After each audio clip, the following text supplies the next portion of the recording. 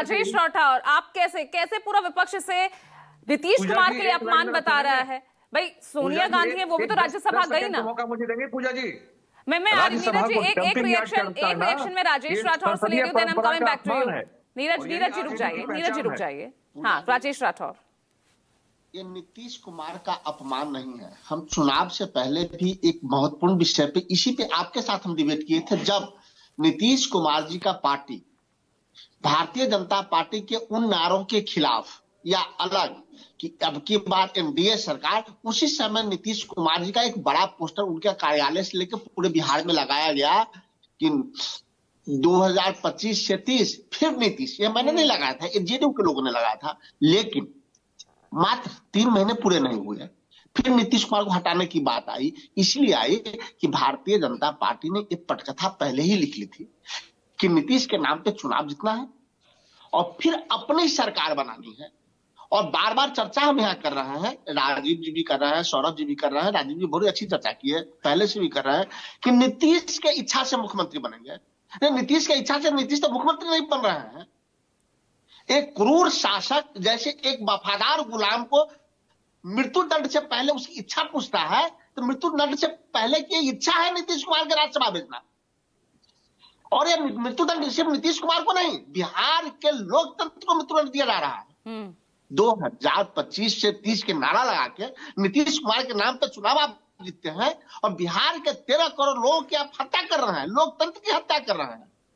और मैं दावे के साथ कह रहा हूं कि नीतीश कुमार तो छोड़ दीजिए, भारतीय जनता पार्टी के किसी नेता को नहीं पता है कि बिहार के मुख्यमंत्री कौन होगा। वो पता सिर्फ और सिर्फ अमित शाह और नरेंद्र मोदी का है।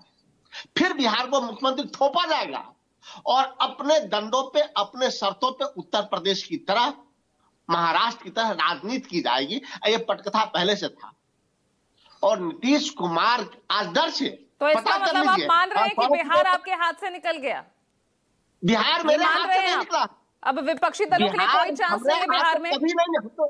हम तो संघर्षशील व्यक्ति हैं, हम संघर्ष करते रहेंगे। लेकिन आज जिस प्रकार से जेडीयू को, कार्यकर्ताओं को जिला और ब्लॉक में प्रशासन डरा रहा है कि आप पटना नहीं जा सकते, आप जिला में आंदोलन नहीं कर सकते। जो जेडीयू का कार्यकर्ता कल सड़कों पे था, आज मुख्यमंत्री का आवास सन्नाटा है, सिर्फ इसलिए कि डंडों के बल पे जेडीयू के कार्यकर्ता को ब्लॉक में, जिला में, पंचायत में और घर में बंद रखा गया है। और इतनी बड़ी लोकतंत्र की हत्या हो रही है, हम अलग अलग विश्लेषण कर रहे हैं। अरे तो आप ही तो लगातार बोलते थे कि मुख्यमंत्री जी का स्वास्थ्य ठीक नहीं है, ये बात भी तो आप ही सामने लेकर आते थे ना, उनका स्वास्थ्य ठीक नहीं है, कभी भी कुछ भी बोल देते हैं। अब उन्होंने इसको सोचकर कुछ फैसला लिया है तो वो भी आप सवाल उठा रहे हैं।